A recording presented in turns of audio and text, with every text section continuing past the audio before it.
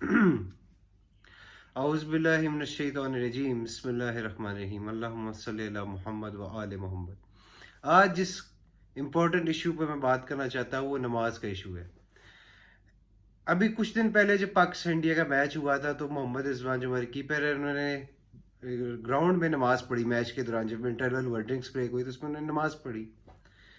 تو جو پاکستان میچ جیتا تو ہمارے لیجنڈری بالر وقار یونس صاحب نے اسٹیٹمنٹ دی، جن کا جو کسی طرف کے محتاج نہیں ہے، جو دنیا کے ٹاپ 10 بالرز میں سے ہسٹری میں۔ انہوں نے ایک اسٹیٹمنٹ دی کہ محمد رضوان جو ہمارے کیپر ہیں انہوں نے ہندوؤں کے بیچ میں نماز پڑھی۔ تو اس اسٹیٹمنٹ کو اتنا زیادہ کرٹیسائز کیا گیا، اتنا زیادہ انہیں برا بھلا کہا گیا کہ شاید پچھلی اسٹیٹمنٹس کو اتنا برا بھلا نہ کہا گیا ہو جنہوں نے اپنے کرکٹنگ کیریئر میں دی تھی اپنے پروفیشن کے متعلق، جتنے انہوں نے اس اسٹیٹمنٹ کو برا بھلا کہا گیا۔ کیوں؟ وجہ کیا تھی؟ کیا مسئلہ وقار یونس سے ہے؟ کیا وقار یونس کی پرسنالٹی سے ہے؟ نہیں، مسئلہ یہ کہ اس سیلیبریٹی نے اسلام کی اس کی بات کیوں کی۔ مسئلہ دراصل اسلامو فوبیا کا ہے، وقار یونس کا مسئلہ نہیں ہے یہ۔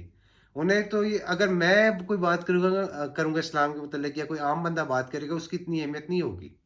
اگر وقار یونس بات کرے گا انٹرنیشنل لیول پہ اسلام کی کسی بھی چیز کی ہے، کہ جیسے نماز کی ایگزامپل میں بات کی ہے، تو ایک ایسا شور مچا پوری دنیا پہ کہ جیسے وقار یونس نے کوئی جرم کر دیا۔ آپ ان لوگوں کو انڈیا میں مسلمانوں کے قتل نہیں نظر آتا؟ گجرات میں جو 2000 کا مسلمانوں کا قتل کیا ہے، کیا ان کو یہ نظر نہیں آتا جو اسام میں مسلمانوں کے ساتھ کیا جا رہا ہے؟ کیا ان کو حضور پاک کی گستاخیاں نہیں نظر آتی ڈینمارک میں جو کی گئی ہیں؟ کیا ان کو نیوزی لینڈ میں 2 سال پہلے جو مسلمانوں کا قتل عام کیا گیا تھا وہ نظر نہیں آتا؟ آپ کو یہ بہانے کر کے نیوزی لینڈ کی ٹیم چلی جاتی یہاں سے کہ سیکورٹی کا ایشو ہے، ادھر کیا تھا؟ ادھر تو مسلمانوں کو قتل کر کے مسجد میں مارا گیا تھا، اس وقت سیکورٹی کا ایشو نہیں تھا۔ یہ آپ نے مذاق بنایا ہوا، جب چاہے اسلام کی چیزوں کو آپ کرٹیسائز کرتے ہیں۔ آپ کو مسئلہ وقار یونس سے تھا ہی نہیں ہے، اصل مسئلہ آپ کو اسلام سے ہے۔ اصل آپ کو مسئلہ جو پنجابی میں کہتے ہیں نا پیڑ، اصل آپ کو تکلیف یہ ہے کہ اسلام کا نام کیوں لیا گیا۔ اصل آپ کو تکلیف ہے رضوان نے نماز کیوں پڑھی۔ یہ مسلمان ہوتا ہے ثابت ہے اللہ کے آگے سر جھکاتا ہے، جو اللہ کے آگے سر جھکاتا ہے وہ کسی کے آگے نہیں جھک سکتا۔ جو مسلمان اللہ کی وحدانیت پہ یقین رکھتا ہے، رسول اللہ صلی اللہ علیہ وسلم کی رسالت پہ یقین رکھتا ہے، وہ کسی کے آگے نہیں جھک سکتا۔ اقبال بھی چاہتا ہے ایسا مسلمان بنے جو کسی کے آگے نہ جھکے، جو اللہ اور اس کے رسول کے علم لے کر یورپ پر چھا جائے، دنیا پہ چھا جائے، ان کا نام بلند کرے، قوت عشق سے ہر پست کو بالا کرتے، دیر میں اس میں محمد سے اجالا کرتے۔ وقار یونس نے کوچنگ کیریئر میں آپ کو بے شک آپ نے اس پہ کرٹیسائز کرے، ان کی چیزوں پہ کرٹیسائز کرے جو کوچنگ کیریئر پہ کی ہے، لیکن اس چیز پہ کرٹیسائز کرنا کچھ مسلمان بھی ہمارے کرٹیسائز کرے کہ جی ریلیجن کو بیچ میں لے ہیں۔ انہوں نے تو نماز کی تعریف کی تھی، انہوں نے تو کسی ہندو کو برا بھلا نہیں کہا، کسی ہندو کے جو ہے ریلیجس سینٹیمنٹس کی انہوں نے کوئی جو ہے انہوں نے تکلیف نہیں پہنچائی، ہرٹ نہیں کیا۔ پھر بھی آپ اس قدر تعصب ہے آپ میں نماز کے متعلق، اس قدر تعصب ہے، اتنا آپ کو پریجوڈس ہے اسلام سے، اتنی آپ کو نفرت ہے اسلام سے۔ آپ کو اس وقت کوئی آپ کو سینٹیمنٹس یاد نہیں آئے جب مسلمانوں کا عورتوں کا ریپ کیا گیا انڈیا میں شہر گجرات میں، اس وقت آپ کے سینٹیمنٹس کہاں تھے؟ جب ایک انڈین جنرل نے کہا تھا کہ کشمیری عورتوں کا ریپ کرو، کشمیری عورتوں کا ریپ کرو، اس وقت آپ کے سینٹیمنٹس کہاں تھے؟ اس وقت آپ کی سو کالڈ سینٹیمنٹس کہاں تھے آپ سب کے؟ یہ جو انڈینس جو بڑے مشہور اب لوگ بول رہے ہیں کمنٹیٹرز اور سارے یہ جتنے لوگ بول رہے ہیں کہ it is so embarrassing, we are disappointed, تو آپ کی اس وقت ڈس اپوائنٹمنٹ کہاں تھی جب یہ ساری حرکتیں ہو رہی تھی؟ آپ کی ڈرامے بازیاں کہاں تھی؟ جب آپ نے پاکستان کے کرکٹ بند کرانے کی سازشیں کی اس وقت آپ کی ڈس اپوائنٹمنٹ کہاں تھی؟ جب آپ نے سازش کر کے نیوزی لینڈ کو یہاں سے بھجوایا اس وقت آپ کی ڈس اپوائنٹمنٹ کہاں تھی؟ جب پاکستان میں معصوم بچوں کو ذبح کیا جا رہا تھا، دہشت گردی ہو رہی تھی، اس وقت آپ کی کدھر تھی سینٹیمنٹس کہاں تھے؟ میں انڈین عوام سے کہتا ہوں کہ ایسے لوگوں سے بچ کے رہیے، آپ کے ملک کا جو ہے نا ستیہ ناش کر دیں گے۔ آپ کی گورنمنٹ آپ کے ملک کا وہ امیج تباہ کر رہی ہے جس کا آپ کو اندازہ ہی نہیں کہ آپ کو کیا کانسیکوینسز یہ جو نئی مودتوا کی وجہ سے فیس کرنے پڑے گے۔ آپ کو انٹرنیشنل آئسولیشن میں جا رہے ہیں، یہ آپ کے اپنی گورنمنٹ کی وجہ سے ہے۔ آپ اگر اپنے اس گورنمنٹ کو چینج نہ کیا تو آپ کے لیے ذلت اور رسوائی کے نئے گڑھے ہوں گے جو اس سے پہلے کبھی نہیں تھے۔ میں حیران ہوں آپ لوگوں نے کیسے شخص کو مودی کو کیسے بنا لیا۔ اور ایسے لوگوں کو جو چھوٹی سی بات نہیں برداشت کر سکتے. آپ کے تو ہمارے مسلمانوں کے ساتھ کیا کیا جا رہا ہے, تو مسجدوں میں ان کے ساتھ کیا کیا جا رہا ہے. انہیں جے شری رام جب مسلمانوں کو کہنے پہ مجبور کیا جاتا ہے ہندوستان میں, اس وقت کیوں نہیں آپ لوگ بولتے؟ ایک وقت انہوں نے اسٹیٹمنٹ کیا دے دی, سارا کچھ بولنا شروع ہو گیا. یہ میں نے کبھی کسی سپورٹنگ چیز پہ کبھی ویڈیو نہیں بنائی, کیونکہ میرا چینل نہیں ہے سپورٹس کے حوالے سے, پولیٹیکل چیزوں اس حوالے سے نہیں میں ویڈیوز بناتا, میں اسلام کے حوالے سے ویڈیوز بناتا ہوں. لیکن اسلام کو ڈیفینڈ کرنا میرا حق ہے. یہ بات وقار یونس کی ذات کی نہیں ہے, اور نہ میں نے کبھی کسی پرسنل ڈیفینڈ کرنے کے لیے ویڈیو بنائی ہے. لیکن یہ بات اب اسلام پر آ گئی ہے تو میں ڈیفینڈ کرنا پڑے گا, کیونکہ نماز حضور صلی اللہ علیہ وسلم کی آنکھوں کی ٹھنڈک ہے. تو اس آنکھوں کی ٹھنڈک کو اگر برا بھلا کہا جائے گا تو ہم اس کو ہر حال میں ڈیفینڈ کریں گے, لازمی طور پر. کسی بھی بندے کی ہم پرواہ نہیں کریں گے.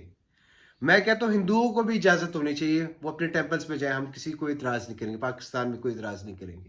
ہمیں ہندوؤں سے کوئی مسئلہ نہیں, ہمیں کسی بھی بندے سے مسئلہ نہیں. میں خود بچپن میں ہندوؤں کے ہاتھوں سے بنی ہوئی شلوار قمیض پہنتا رہا ہوں. اپنے میں بچپن کی آپ کو بات بتا رہا ہوں, میں خود اپنے گاؤں میں ہندوؤں کے ہاتھوں سے جو بنے کپڑے وہ پہنتا رہا, تو ہم نے کوئی ایسا تعصب نہیں دکھایا.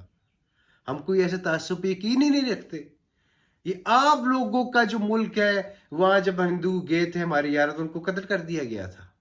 یہ بھی زیادہ ریسنٹ پرانی بات نہیں, کچھ عرصے پہلے کی بات ہے کہ 11 ہندوؤں کو قتل کیا گیا تھا.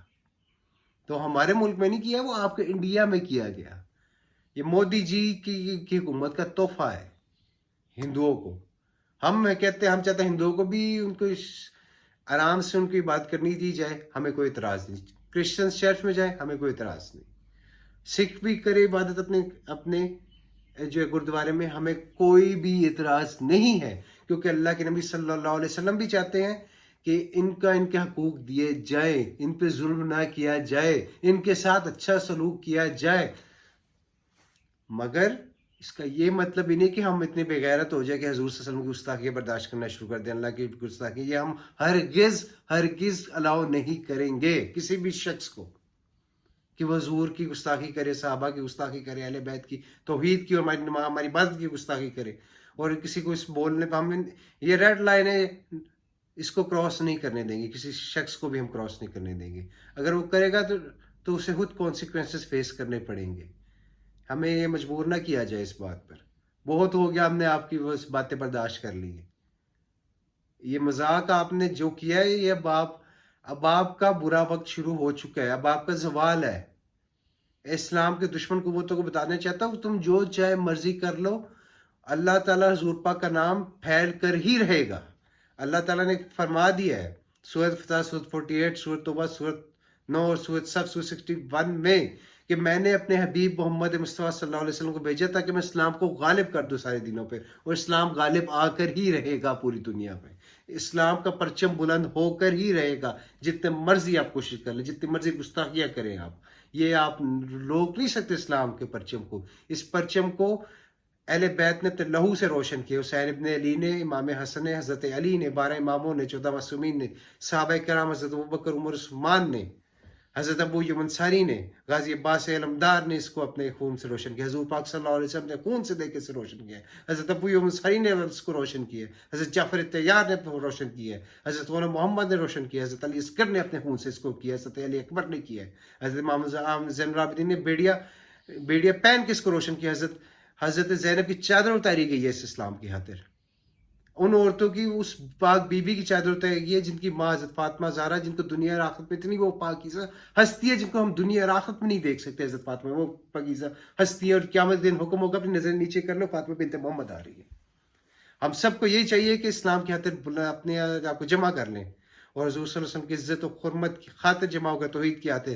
اور میں لاسٹ وارننگ ہے ہماری ان کو کہ بس بہت ہو گیا, اب ہم برداشت نہیں کریں گے. ہم یہ نہیں کہہ رہا کہ ہم کوئی وائلنس میں اتر آئیں گے, لیکن اب ہم اسٹرکٹ ایکشن آپ کے خلاف لیں گے. اپنے کردار کے زور پہ, قلم کے زور پہ, اپنے نظریے کے زور پہ ہم کھڑے ہوں گے اس کے لیے انشاءاللہ. اللہ تعالیٰ ہم سب کو عمل کی توفیق عطا فرمائے. وآخر دعوانا الحمدللہ رب العالمین.